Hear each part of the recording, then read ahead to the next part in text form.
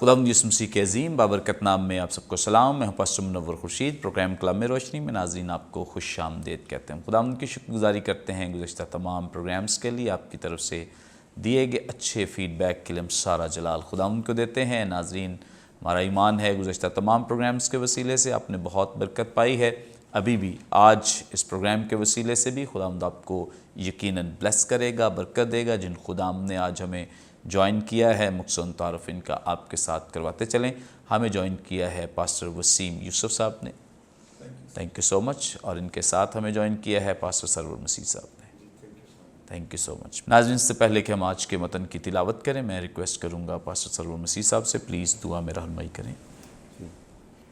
آئیے ہم دعا کریں. مسیح یسوع میں ہمارے آسمانی باپ, ہم تیری شکر گزاری کرتے ہیں اس پریولیج کے لیے کہ ہم تیرے خادم, تیرے گھر کے لوگ, شاہی کہنوں کا فرقہ, مقدس قوم, برگزیدہ نسل کہلائے. اپنے بیٹے یسوع مسیح کے وسیلہ سے تو نے ہمیں فرزند ہونے کا حق بخشا. تیرے شکر گزار ہیں آج کی ساری ریکارڈنگ کے لیے, تیرے بندہ پاسٹر منور خورشید کے لیے اور پاسٹر وسیم یوسف کے لیے, تمام بھائیوں کے لیے جو اے خداوند کیمراز پر ہیں, سب پر تیری برکت ہو. اے روح پاک آ تو ہمیں لیڈ کر, کلام کی باتوں کو بیان کرنے کے لیے دانائی اور حکمت, فہم عنایت کر, اور سننے والوں پر تیرا فضل ہو.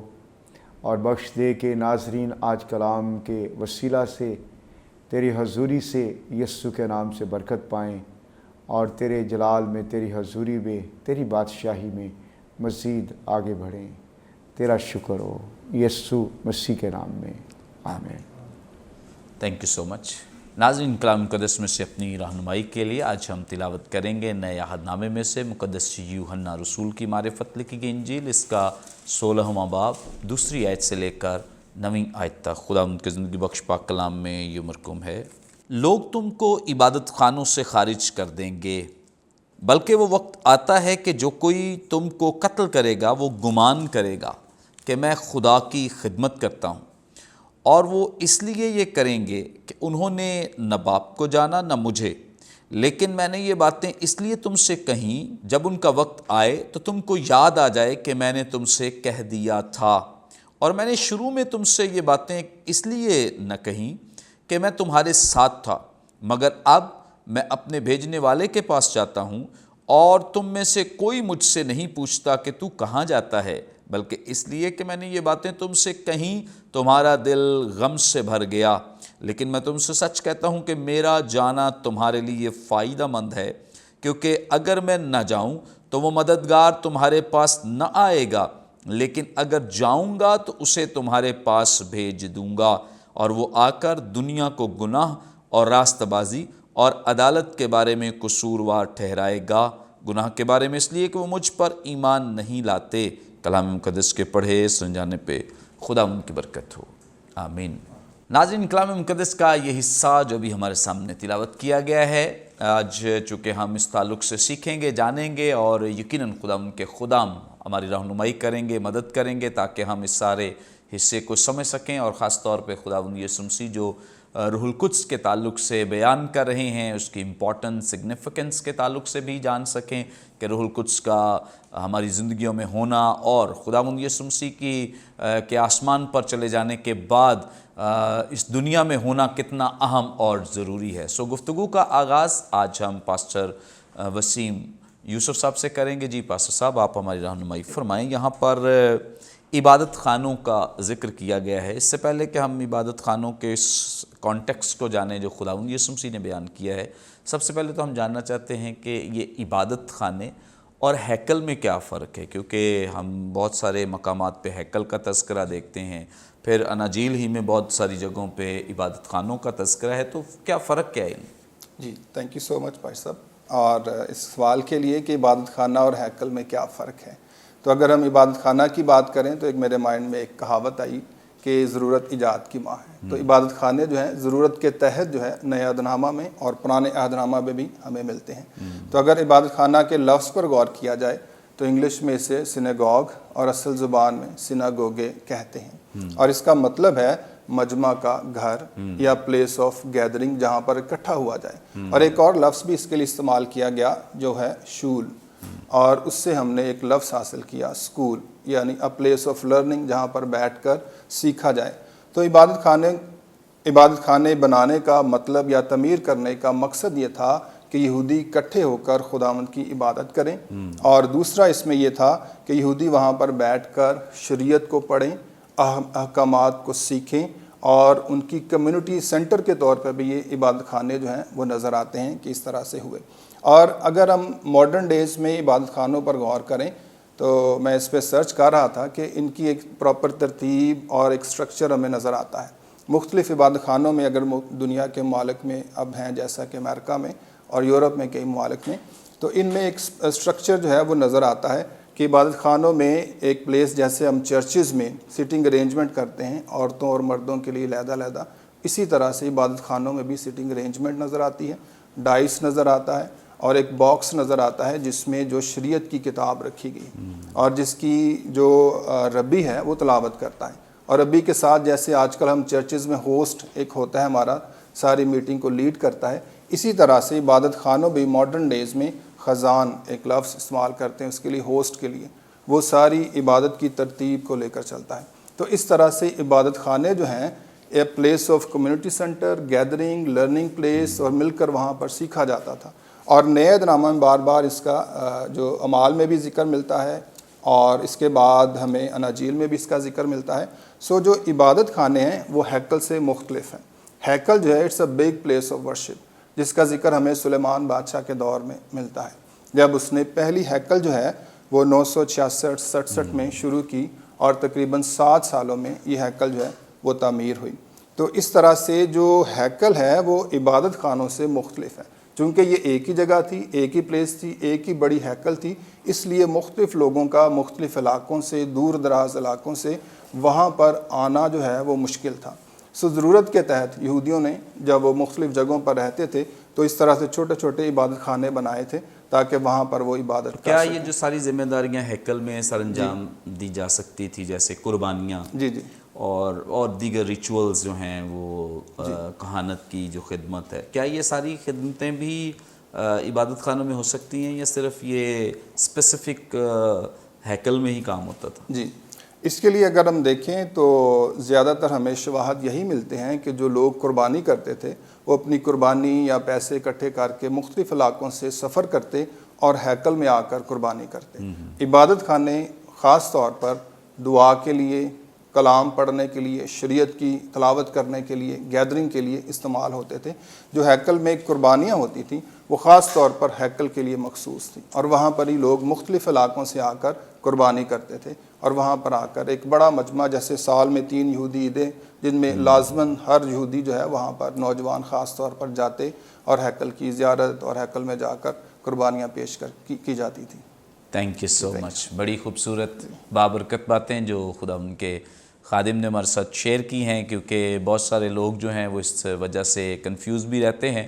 کہ کبھی خداوند یسوع مسیح عبادت خانے میں داخل ہو رہے ہیں, کبھی نکل رہے ہیں, اور کبھی ہیکل کا تذکرہ آ جاتا ہے. تو اس میں فرق کیا ہے؟ تو اپنے آڈینس کی ضرورت کو مد نظر رکھتے ہوئے ہم نے پادری صاحب سے یہ سوال کیا ہے تاکہ ہم سب ان کے وسیلے سے سیکھ سکیں کہ عبادت خانے جو ہیں یہ تو بہت سارے ہیں, لیکن ہیکل اس وقت بھی ایک تھی, جیسے اب بھی موجودہ آپ جانتے ہیں کہ اس کی جگہ جو ہے وہ ایک ہی جگہ ہے, لیکن جو عبادت خانے ہیں سٹل بہت ساری جگہوں پہ دنیا میں بنائے گئے ہیں, موجود بھی ہیں, UAE میں بھی بنایا جا رہا ہے. اس طرح سے اور مختلف جگہوں پہ ان عبادت خانوں کو تعمیر کیا گیا ہے تاکہ یہودی جو ہے عبادت کا سلسلہ وہ منقطع نہ ہو, کیونکہ ہیکل میں جانا آنا مشکل ہے. سٹل آج بھی ایسا ہی ہے, پہلے بھی ایسا ہی تھا. اس اعتبار سے یہ دونوں جگہ جو ہیں یہ خداوند کی عبادت ریاضت کے لیے ہیں, لیکن کچھ ایسے کام ہیں اسپیسیفکلی مخصوص طور پر جو کر دیے گئے ہیں وہ ہیکل کے لیے ہیں. جیسے ابھی پادری صاحب ہماری رہنمائی کر رہے ہیں کہ جو ریچولز ہیں, رسومات ہیں, یہ ساری کی ساری رسومات جو ہیں یہ ہیکل ہی میں ادا ہو سکتی ہیں. پھر اس کے بعد جو قربانیاں تھیں وہ قربانیاں کسی اور جگہ, یہ کوئی گلی محلوں میں قربانی نہیں ہو سکتی ہے, یہ قربانی براہ راست ہیکل میں ہی کی جا سکتی تھی. سو اس لیے یہودیوں نے آج تک جب سے یہ 70 عیسوی سے ہیکل تباہ ہوئی ہے تب سے لے کے آج تک کوئی قربانی نہیں ہوئی ہے. آپ نے دیکھا ہوگا ریڈ بچیا کی ہسٹری تاریخ کے بارے میں آج کل سوشل میڈیا پہ یا آپ کو جو جوئش ویب سائٹ ہے وہاں پہ بھی آپ کو اس کا سلسلہ ملتا ہے. لیکن جو قربانیوں کا سلسلہ یہ ہیکل میں ہی، اس لیے وہ بنانے پہ تلے ہوئے ہیں اور وہ اس بات کے لیے زور لگا رہے ہیں کہ ہیکل بنے، صرف اس لیے کیونکہ قربانی وہاں پہ ہونی ہے. سو قربانیوں کا سلسلہ جو تھا وہ ہیکل میں کیا جاتا تھا، باقی تمام جو ذمہ داریاں ہیں وہ عبادت خانوں میں بھی سر انجام دی جا سکتی تھی. ابھی ہم اور اس تعلق سے سیکھیں گے اور رہنمائی حاصل کریں گے پاسٹر سرور مسیح صاحب سے. جی پاسٹر صاحب، آپ ہماری رہنمائی فرمائیں کہ یہ جو عبادت خانے تعمیر ہوئے ہیں ان کی ابتدا کب ہوئی ہے اور ان کے پس منظر میں کیا مقصد کیا تھا ان کو بنانے کا، تعمیر کرنے کا؟ جی تھینک یو ویری مچ منور صاحب. آپ دونوں خدام نے بڑی ڈیٹیل کے ساتھ ہیکل اور عبادت خانہ کے بارے میں تفصیل سے بیان کیا. ایسا ہے کہ ابھی جو آپ کا کویسچن ہے کہ کب اور کیوں، اور اس کا جو اگر ہم ہسٹوریکلی اس بات کو دیکھیں تو جب سلیمان بادشاہ کی وفات کے بعد اس کے بیٹے ربعام نے سلطنت کا چارج لیا، اور اس کے بعد جب جو اسرائیل کی سلطنت 2 حصوں میں ڈیوائیڈ ہو گئی، اور ایک پہ جو ہے سلیمان کا بیٹا ربعام جو کہ یہودا کی سلطنت، اور دوسرے پہ جو ہے یربعام جس کو ہم شمالی سلطنت بھی کہتے ہیں. سو چونکہ یربعام جو تھا وہ بہت جلد جو ہے وہ گناہ میں گر گیا اور بت پرستی اور ریاکاری میں پڑ گیا، اور اس کی یہ کوشش تھی کہ اب شمالی سلطنت کے لوگ یروشلم میں نہ جائیں، ہیکل میں جا کر عبادت نہ کریں. سو اس نے سب سے پہلے جو کام کیا، پہلے تو اس نے وہاں پر سونے کے بچھڑے بنائے تاکہ لوگ، اور ان سے کہا کہ تمہارے لیے اب تمہارے بس میں نہیں ہے کہ اب تم ہیکل میں جاؤ، یروشلم میں جاؤ، وہاں پر جا کر عبادت کرو. اور ان کو سونے کے بچڑوں کو اس نے وہاں پر ان کے لیے خدا قرار دیا. اور پھر اس کے ساتھ ساتھ چونکہ توریت کو پڑھنا، انبیاء کے صحائف کو پڑھنا، یہ ساری چیزیں بھی جو ہے وہ جوش ہسٹری سے واقفیت لینا، سو یہ بھی پبلک کی نیڈ تھی. اور اس کے لیے بھی موسٹلی اس زمانہ میں لوگ یروشلم کی طرف رخ کرتے تھے اور اپنے بچوں کو بھی بھیجتے. لیکن اب اس نے اس نیڈ کو بھی پورا کرنے کے لیے پہلی بار اس نے وہاں پر عبادت خانے تعمیر کروائے. لیکن اس کی جو صحیح جو واضح تاریخ ہے یہ اس وقت وجود میں آئی جب 586 BC میں نبوکدنضر بادشاہ نے، اگرچہ اس نے 3 بار یروشلم پر حملہ کیا، جب ہم دیکھتے ہیں کہ 606 BC میں، پھر جو ہے وہ 597 میں اور اس کے بعد 586 میں. سو خاص طور پر جب 586 میں تعبیر کیا تو اس موقع پر اس نے ہیکل کو مکمل طور پر مسمار کر دیا، ڈھا دیا اس نے اور تباہ کر دیا، اور جس کے باعث جو ہے اب یہودیوں کے لیے کوئی عبادت گاہ نہ رہی تھی. اب جو یہودی پیچھے موجود تھے ان کے پاس اتنے وسائل بھی نہیں تھے کہ وہ ویل آف نہیں تھے، یا چونکہ اب سلطنت جو ہے ان کے ہاتھ سے نکل گئی تھی، نبوکدنضر جو ہے اس کے انڈر یروشلم اور یہ سارا ایریا آ چکا تھا. اس سبب سے وہ اب انہیں الاؤ بھی نہیں کرتا تھا کہ وہ ہیکل کو تعمیر کریں، جس کے باعث انہوں نے سب سے پہلے تو جب یہودا کے لوگ، بنیامین کے لوگ، خاندان کے لوگ جب بابل میں گئے تو انہوں نے اپنی عبادات کو جاری رکھنے کے لیے اور اس ضرورت کو محسوس کرنے کے لیے کہ عبادت کے لیے عبادت خانہ ہونا ضروری ہے. سو اسیری کے بعد سب سے پہلے جو ہے 586 کے بعد بابل میں یہودیوں نے عبادت خانے تعمیر کیے، اور پھر اس کے بعد ایون کہ اس سارے اسیری کے ٹائم پیریڈ میں اسرائیل میں بھی تعمیر کیے گئے. اور کہا جاتا ہے کہ نہ صرف اسرائیل میں بلکہ جب مختلف علاقوں میں جو باقی 10 قبائل تھے اس سے پہلے اسور کے بادشاہ جب انہیں اسیر کر کے لے گئے تو ان ایریاز میں جہاں جہاں بھی یہودی گئے وہاں پر انہوں نے جا کر عبادت خانے تعمیر کیے. اور اس کا مقصد جو ہے جیسے ابھی بھی بات ہو رہی تھی کہ قربانی صرف ہیکل میں ہی دی جا سکتی تھی. یہ عبادت خانوں کے اندر الاؤ نہیں تھا کہ وہ کسی بھی طرح کی قربانی گزرانے. اس لیے ان ایریاز میں چاہے وہ بابل میں ہوں، چاہے وہ اسرائیل میں ہوں، چاہے مصر میں ہوں، چاہے اسور کی سلطنت کے کسی ملک میں اسٹیٹ کے اندر عبادت خانے ہوں، اس کا جو بنیادی مقصد تھا کیوں، کویسچن تھا آپ کا کہ کیا وجہ ہے کیوں. اور اس کی ایک ریزن تو یہ کہ ہر یہودی بچہ جو ہے وہ شریعت سے واقفیت حاصل کرے. شریعت کی جو پہلی 5 کتب ہیں ان کے بارے میں تعلیم پائے، بنیادی احکام جو ہیں ان کے بارے میں سیکھے، چاہے وہ 10 کمانڈمنٹس ہیں، چاہے وہ مورل لا ہے، اور چاہے وہ سیرمونیل لا ہے، یا کسی بھی طور پر سب کے سب لا کو ایک یہودی بچے کے لیے 12 سال کی عمر تک سیکھنا جو ہے ان کے بزرگوں نے لازمی قرار دے دیا. اور اس کے لیے انہوں نے چونکہ ہر شخص کے لیے چونکہ ہیکل موجود نہیں ہے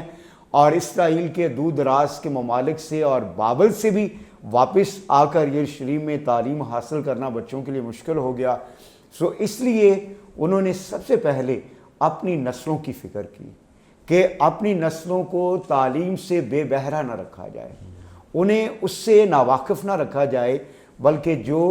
شریعت کی باتیں ان کے ایک عظیم نبی موسیٰ کے وسیلہ سے پہنچیں، مقصد یہ تھا کہ ان کو ان تک پہنچائی جائیں. اور پھر یہ تھا کہ یہ بھی انہوں نے جب بابل کی اسیری کے بعد بنی اسرائیل واپس بھی آ گئے، یہودا اور بنیامین کا خاندان ان میں سے بہت سارے جو لوگ واپس بھی آئے، اور ایون کہ ہیکل کی تعمیر کے بعد بھی یہ سلسلہ جاری رہا، ان کو بند نہیں کیا گیا، بلکہ اس کے بعد تو انہوں نے اس قدر اس کو لازمی قرار دے دیا. انہوں نے کہا، ان کے بزرگوں نے کہا کہ جہاں کہیں بھی کم از کم 10 یہودی یا اس سے زیادہ یہودی ہوں وہاں پر ایک عبادت خانہ ضرور تعمیر کیا جائے، تاکہ بچے جو ہیں جو بنیادی شریعت کی تعلیمات اور اس کے علاوہ جو باقی جو آرٹ کی اور دوسری چیزیں ہیں ان کے بارے میں بھی سیکھ سکیں. اور یہ بات نہ صرف جو ہے اگر آج کے زمانہ میں بھی آپ دیکھیں تو نہ صرف جو ہے وہ اسرائیل میں بلکہ ہیکل کے متبادل، اگرچہ وہ قربانیاں نہیں گزران سکتے لیکن ہیکل کے متبادل کہا جاتا ہے کہ وہاں پر اسرائیل میں ایک گریٹ سیناگوگ ہے، یہاں پر پوری دنیا سے یہودی آتے ہیں. اور ایون کہ امریکہ میں ساؤتھ امریکہ کے جو کنٹریز ہیں وہاں پر تو کہا جاتا ہے کہ بڑے بڑے عبادت خانے ہیں اور وہاں پر یہودی زیادہ تعداد میں. مجھے افریقہ کے کنٹری میں جانے کا اتفاق ہوا تو وہاں پہ ایک میرے جو دوست سے انہوں نے وہاں پر ایک سیناگوگ کا وزٹ کروایا اور ایک ربی وہاں پہ، اور سارا سیٹ اپ انہوں نے دکھایا کہ ہم کس طور سے یہاں پر عبادت کرتے ہیں. اور دیوار کے ساتھ انہوں نے ایک خوبصورت سیکرڈ پلیس بنائی. یہاں پر انہوں نے جو ہے وہ بتا رہے تھے کہ تقریباً کوئی 2500 سال پرانی جو ہے وہ شریعت کی لکھا ہوا تعمار جو ان کے پاس موجود ہے. اور اس طرح ایک چیمبر دکھایا کہ یہاں پر کونسل بیٹھ کر جو ہے شریعت پر، اس کے احکام پر وہاں پر ڈسکس کرتی ہے. اور اس کے بعد انہوں نے ساتھ ہی جو ہے اس عبادت خانہ میں ختنے کی جگہ بھی جو ہے وہ انٹروڈیوس کروائی کہ یہاں پر، اور خواتین کا پیچھے بیٹھنے کا انتظام اور جو ہے وہ میل ان کا آگے بیٹھنے کا، سو ایک خوبصورت عبادت خانہ. اور مجھے جو ہے وہ جا کر جو ہے میں اس بات سے حیران بھی ہوا کہ چھوٹا عبادت خانہ تھا، زیادہ بڑا نہیں تھا، لیکن اس قدر خوبصورت. اور وہاں پہ جو میٹیریل یوز ہوا، جو پتھر اور لکڑی اور دوسری چیزیں، حیران کن حد تک جو ہے وہ بہت قیمتی. اور میں نے اس بات پہ سوچا کہ اگر ایک چھوٹا سا عبادت خانہ جو اس قدر قیمتی میٹیریل سے تیار ہوا ہے تو ان کی ہیکل جو وہ کس قدر زیادہ خوبصورت ہو. یس. سو یہ ساری چیزیں کہ یہودیوں نے ख़ास तौर पर अपने लोगों के लिए और बिलखसूस जो है अपने बच्चों के लिए जो है उनकी फ़िक्र करते हुए हर जगह जहाँ कहीं भी यहूदी कम से कम 10 की तादाद में भी मौजूद होते, वहाँ पर उन्होंने इबादत खाना तामीर करवाया। Praise God, thank you so much. बड़ी खूबसूरत डिटेल, बड़ी इन्फॉर्मेटिव जो मालूमात हैं हम तक पहुंची हैं, और यकीनन आप सब इस वसीले से बरकत पा रहे हैं। और मैं आप सबको इनकरेज करना चाहता हूं कि यहूदी इस मामले में बड़े ही कंसर्न है अपने बच्चों के ताल्लुक़ से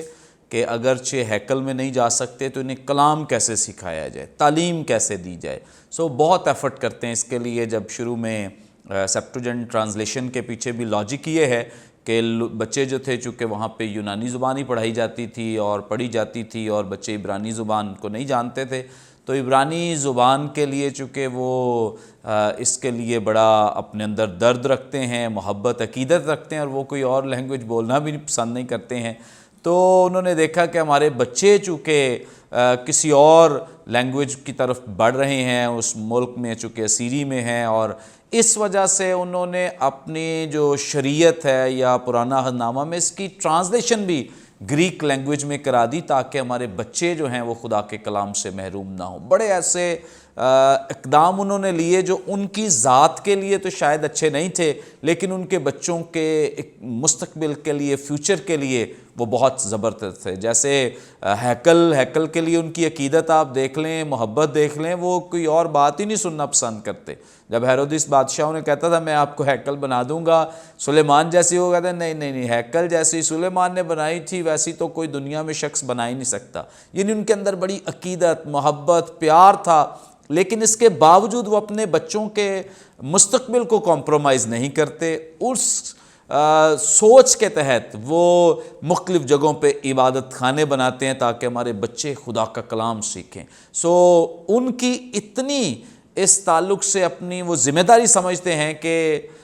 बच्चों तक शरीयत पहुंचाना, कलाम पहुंचाना कितना ज़रूरी है। तो आज देख लें हमारा हाल, हमारे पास चर्चेस और मुख्तलिफ़ तरीक़ों से इंतज़ामात भी हैं, तो भी बहुत सारे माँ बाप अपने बच्चों को घरों में सुला देते हैं, और इस गर्ज से कि बच्चे चर्च में जाकर तंग ना करें, इस गर्ज से बच्चों को चर्च नहीं ले जाते हैं। घरों में भी इबादत हो तो बच्चों को सुला के या बच्चों को बाहर निकाल के, तो ये सारी चीज़ें जो हैं ये बच्चों के लिए डेंजरस, ख़तरनाक बन रही हैं। यहूदी माएँ तो बच्चे सोते हुए थे तो ऊंची ऊंची आवाज़ में शरीयत पढ़ा करती थी ताकि बच्चे के कानों में आवाज़ जाए। दूध पिलाते वो अपने बच्चों को शरीयत सिखाया करती थी। तो हमारे यहाँ बड़ा अजीब उसूल बन गया है कि हम उनके आराम का बहुत ख्याल करते हैं, थपथपा कर उनको सुलाना चाहते हैं, लेकिन उन्हें कलाम नहीं सिखाना चाहते हैं, जो कि बड़ी डेंजरस, ख़तरनाक बात है। आज इसीलिए नौजवानों में कलाम के लिए कोई भूख नहीं है, कोई प्यास नहीं है। आप कोई प्रोग्राम अरेंज करें, जब तक आप खाना नहीं देंगे लोग कलाम सुनने ही नहीं आते हैं, इसलिए क्योंकि उनके अंदर अकीदत ही नहीं है,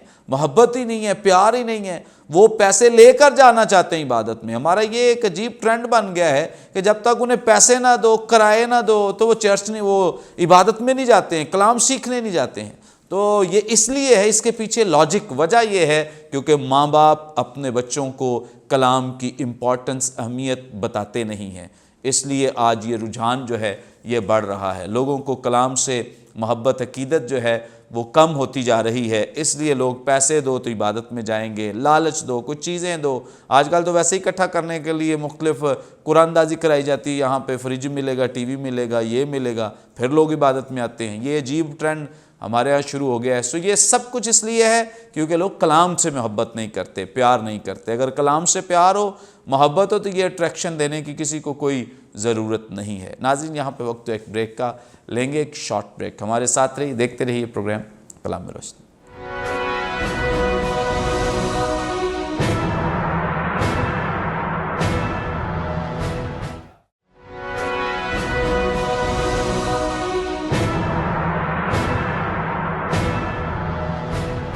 वेलकम बैक नाजरीन, आप देख रहे हैं प्रोग्राम कलाम में रोशनी। ब्रेक पर जाने से पहले बड़ी खूबसूरत बाबरकत बातें जो आप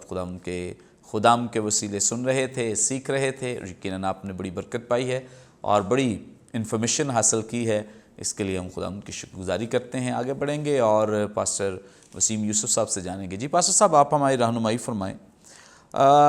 जो इबादत खानों से खारिज ہونے کا کانٹیکس یہاں پہ تو خاصا مختلف ہے، تو ذرا ویسے بھی ہماری رہنمائی کر دیں کہ اوورآل یہودیوں کے نزدیک عبادت خانوں سے خارج ہونے کا مطلب کیا تھا، اور یہاں اس کانٹیکس کے اکارڈنگ اس کا کیا مطلب ہے؟ جی تھینک یو سو مچ بھائی صاحب. اور اگر ہم کلام مقدس پر غور کریں، دیکھیں، اور مختلف آیات اس کے متعلق ہمیں حوالہ دیتی ہیں کہ کس طرح سے لوگوں کو عبادت خانوں سے خارج کیا جاتا رہا، اور یا اس کے مطابق یا اس کے اکارڈنگلی ہمیں حوالہ جات کچھ ملتے ہیں. اگر ہم پہلا یوحنا اور 3 باب اور اس کی 12 آیت دیکھیں تو یہاں پر ہم دیکھتے ہیں، اور قائن کی مانند نہ بنے جو اس شریر سے تھا اور جس نے اپنے بھائی کو قتل کیا، اور اس نے کس واسطے اسے قتل کیا؟ اس واسطے کہ اس کے کام برے تھے اور اس کے بھائی کے کام راستی کے تھے. یہاں پر ہم دیکھتے ہیں کہ راست بازی ہمیشہ سے عداوت اور ظلم کا سامنا کرتی رہی ہے. اسی کانٹیکس میں ہم دیکھتے ہیں کہ عبادت خانوں سے بھی لوگوں کو خارج کیا جاتا رہا، اور اس کے لیے اور بھی کچھ حوالہ جات ہیں، جیسا کہ ہم امثال میں دیکھتے ہیں کہ شریر کو راست رو سے نفرت ہے. تو اسی لیے اگر ہم یوحنا کی انجیل 9 باب میں دیکھیں تو وہاں پر ہمیں ایک کانٹیکس نظر آتا ہے کہ یسوع مسیح نے جب جنم کے اندھے کو شفا دی تو اس کے والدین کو بلایا گیا، یہودیوں نے بلایا کہ وہ بتائیں کہ یہ جنم کا اندھا تھا یا نہیں تھا، کیونکہ وہ یقین نہیں کر رہے تھے کہ کیا یہ واقعی ایسا ہوا ہے کہ یہ جنم کا اندھا یسوع نے جسے شفا دی ہے اس وجہ سے ہوا ہے. انہوں نے بلایا، اور جب وہ والدین وہاں پر آئے تو اٹس ویری ایک خوفناک سا منظر سامنے آتا ہے کہ والدین اپنے بیٹے کی گواہی نہیں دے سکتے. اس قدر خوف ان پر طاری تھا کہ وہ کہیں عبادت خانہ سے خارج نہ کر دیے جائیں. اگر ہم 9 باب اور اس کی 22ویں آیت دیکھیں، یہ اس کے ماں باپ نے یہودیوں کے ڈر سے کہا، کیونکہ یہودی ایکا کر چکے تھے کہ اگر کوئی اس کے مسیح ہونے کا اقرار کرے تو عبادت خانہ سے خارج کیا جائے. یہاں پر ہم دیکھتے ہیں کہ یہ ایک بہت بڑا خوف تھا لوگوں کے اندر کہ کہیں وہ عبادت خانہ سے خارج نہ کر دیے جائیں. تو اگر وہ عبادت خانہ سے خارج کر دیے جاتے یا کسی جیو کو عبادت خانہ سے نکال دیا جائے تو اس کا کیا مطلب ہے؟ اس پر اگر ہم غور کریں تو ایک ربینیکل رائٹر یا ربینیکل رائٹرز اس کو اس طرح سے بیان کرتے ہیں کہ سب سے جو مائلڈسٹ ایک تھوڑی سی جو سزا تھی وہ 30 ڈیز کی تھی. سب سے پہلے اگر 30 ڈیز کے لیے خارج کیا جائے تو اس کا کیا مطلب تھا؟ 30 ڈیز میں بھی اگر کسی شخص کو خارج کیا جائے عبادت خانہ سے تو عبادت خانہ کے جتنے رائٹس اور پریولیجز ہیں 30 ڈیز کے لیے اس کے لیے کلوزڈ ہیں، اور وہ عبادت خانہ میں 30 ڈیز کے لیے نہیں آ سکتا. یعنی عبادت خانہ پر اگر ہم پہلے بھی جیسے غور کر رہے تھے، it was also a community centre. لوگوں کا بیٹھنا، ملنا، کلام سیکھنا، پڑھنا، تربیت حاصل کرنا، اور یہ سکولنگ کا بھی کام کرتا تھا. تو سوشلی وہ بائیکاٹ کر دیے جاتے، گیدرنگ نہیں ہوتی. ایون اگر ایک ربی کو جب میں پڑھ رہا تھا تو وہ کہتا ہے کہ وہ بعض اوقات اپنے خاندان سے بھی کٹ آف ہو جاتے.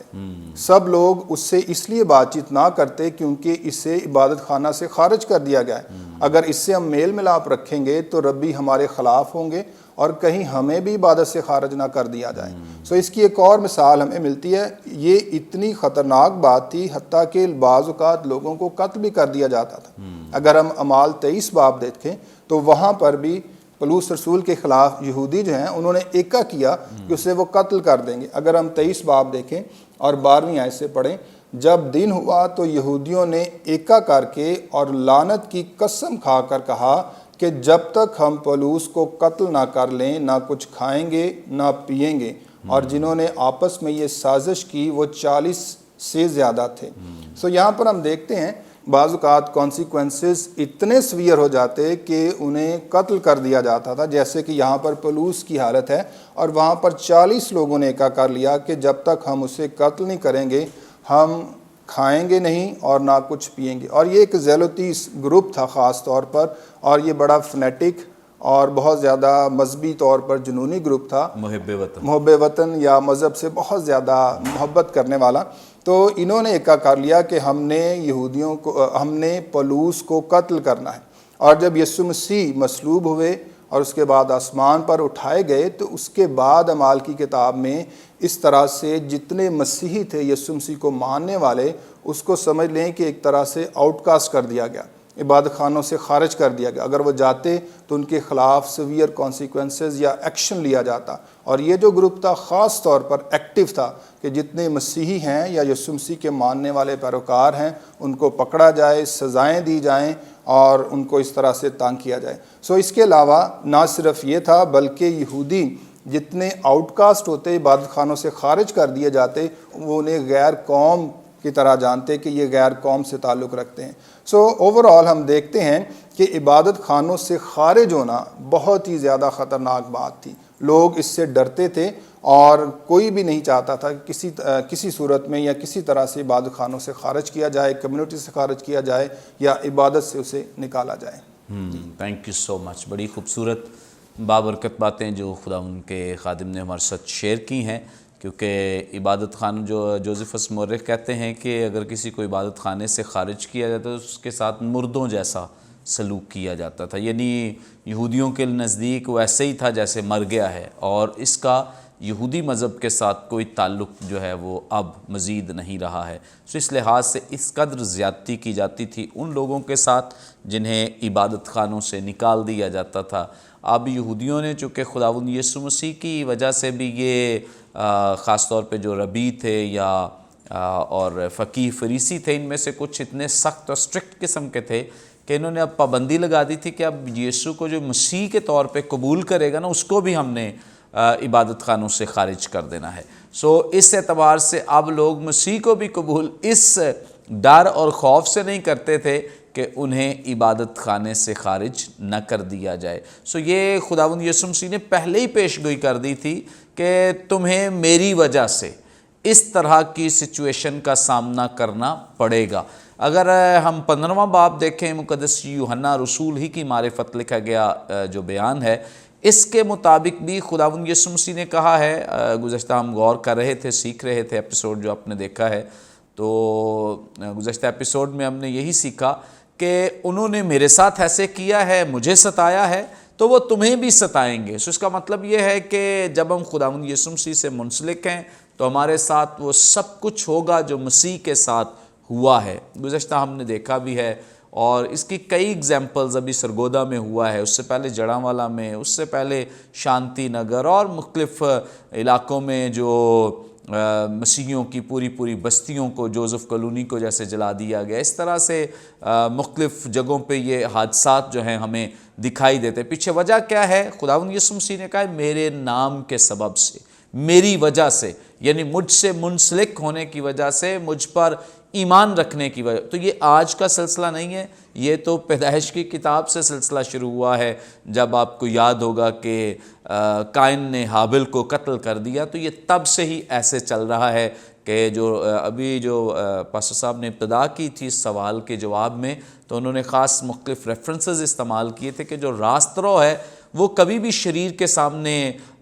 قابل قبول نہیں, ایکسیپٹیبل نہیں, اور شریر ہمیشہ اسے قتل کرتا ہے, مارتا ہے, اس لیے کیونکہ اس کی راست بازی جو ہے اس کے لیے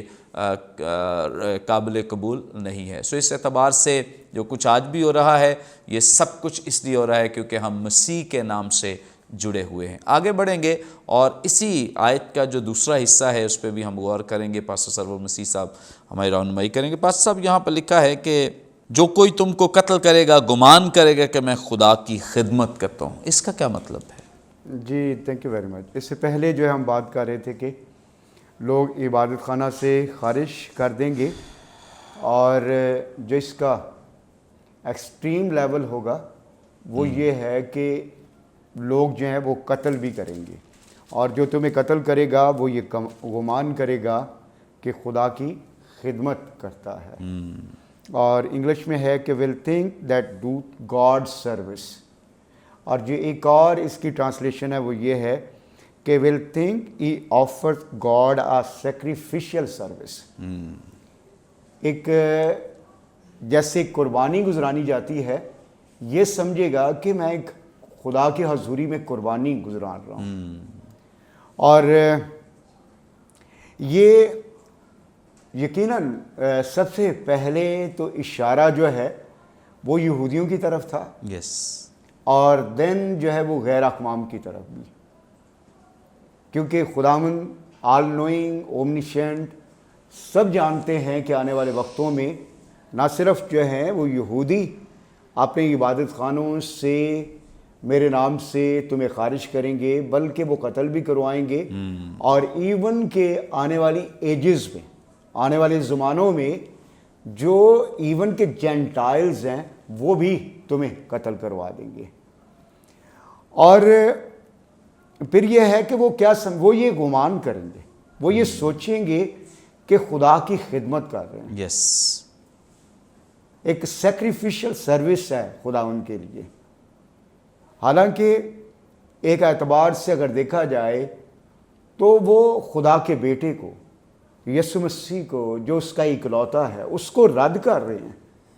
لیکن تو بھی وہ اپنے لاس میں اور اپنی جو ان کی لیگلزم ہے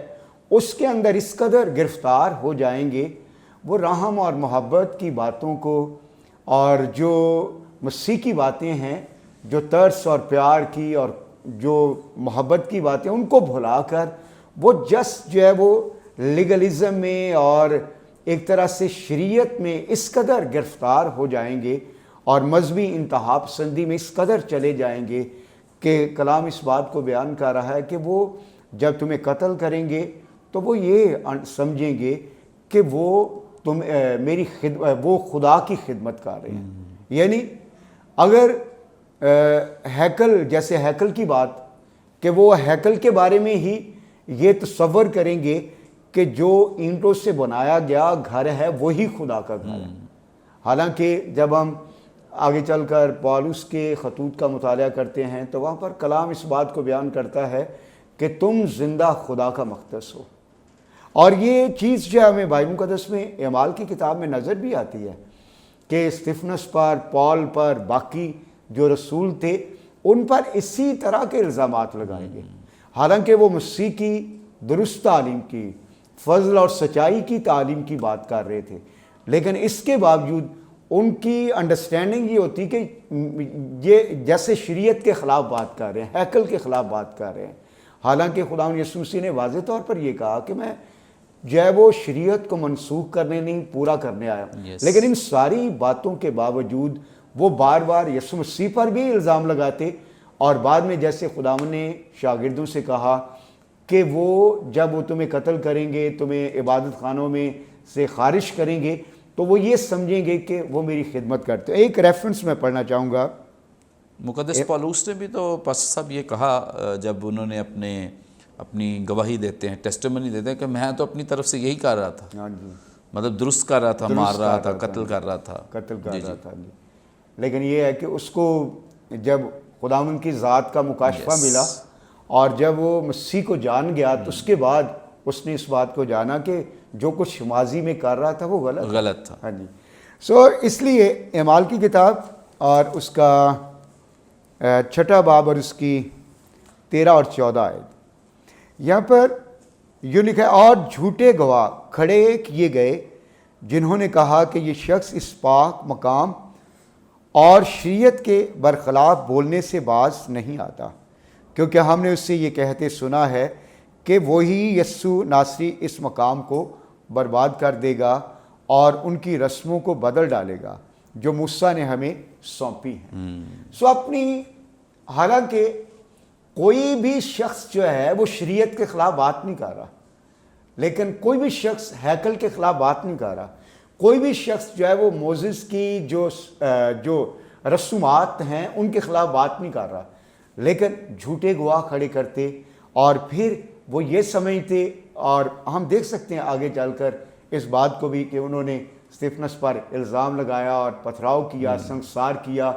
اور جو ہے وہ سنگسار کرنے کے بعد اس کو قتل بھی کر دیا۔ بنیادی طور پر وہ یہ سمجھتے تھے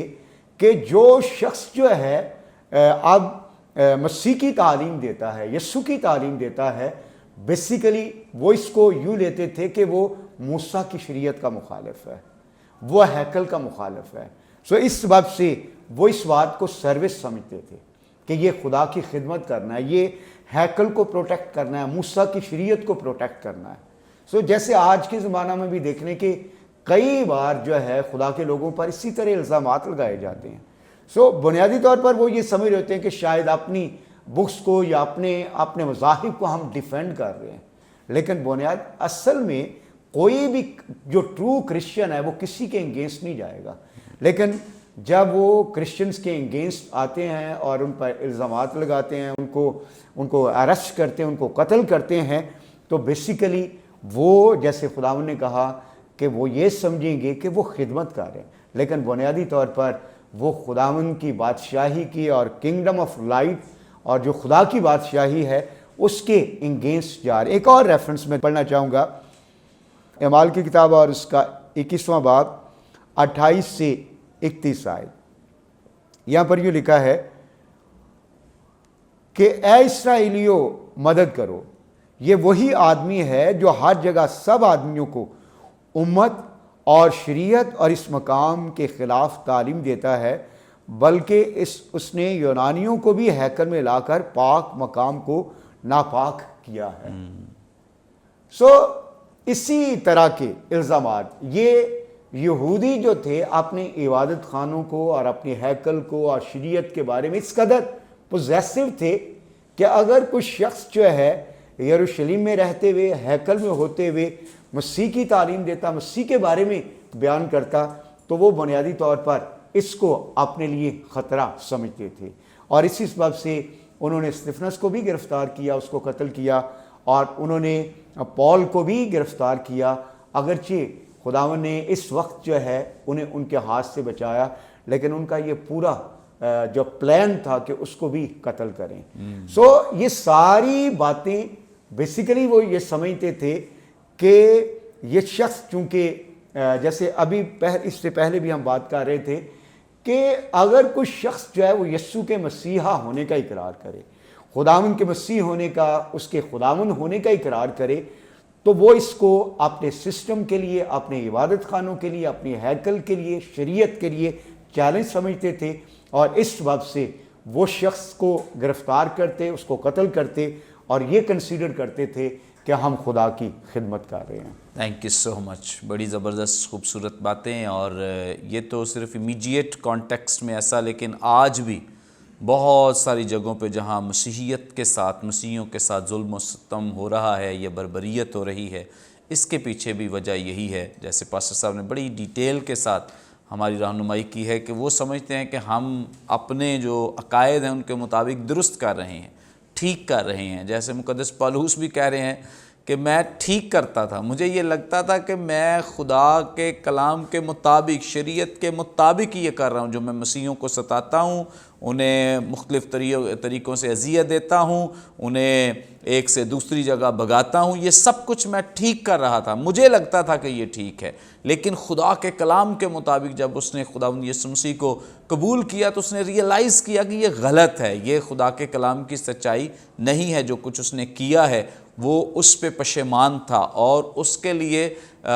وہ شہادت دیتا ہے، گواہی دیتا ہے کہ یہ کام جو تھا یہ درست نہیں تھا۔ تو اس کا مطلب بڑا کلیئر، بڑا صاف ہے کہ جتنے لوگوں نے مسیح کو قبول نہیں کیا ہے ان کو یہ لگتا ہے کہ یہ کام درست ہے، جیسے مقدس پولوس نے بتایا ہے کہ مجھے بھی لگتا تھا کہ میں شریعت کے مطابق یہ کام کر رہا ہوں، لیکن بعد میں ریئلائز ہوا ہے کہ یہ غلط ہے۔ سو یاد رکھیں مسیحیوں کے ساتھ آج جو کچھ بھی ہو رہا ہے، جو خدا کے کلام کی سچائی ہے وہ پوری ہو رہی ہے کہ اس طرح تمہارے ساتھ ہوگا، تو اگر ہو رہا ہے تو ہمیں کسی بھی طرح سے گھبرانے، پریشان ہونے کی ضرورت نہیں ہے۔ دیکھیں جہاں پہ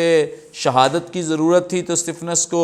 شہادت کا رتبہ بھی مل گیا، جہاں شہادت نہیں ہے وہاں پولوس کو خداوند نے قید خانے سے نکال بھی لیا، اس کو چھڑا بھی لیا۔ اسی طرح پطرس کو جہاں پہ وہ قید خانے میں تھا وہاں سے اسے رہا بھی کر لیا۔ لیکن اگر شہادت کی ضرورت ہے تو خداوند یسوع مسیح کے لیے یہ بھی ہمارے لیے ایک بہت بڑا آنر، استحقاق ہے کہ اگر کسی کو مسیح کی خاطر جان دینے کا موقع مل جائے، اپرچونٹی مل جائے کہ وہ مسیح پر ایمان رکھتے ہوئے اپنی جان کا نذرانہ پیش کر سکے۔ سو اس لیے گھبرانے، پریشان ہونے کی ضرورت نہیں ہے۔ اگر ایمان کے لیے کسی بھی جگہ پہ ہمیں کوئی قربانی دینی بھی پڑے تو ہمیں بالکل بھی ڈرنا اور جھجکنا نہیں چاہیے۔ اور گزشتہ واقعہ جو ہوا ہے اس تعلق سے چونکہ بہت سارے مسیحی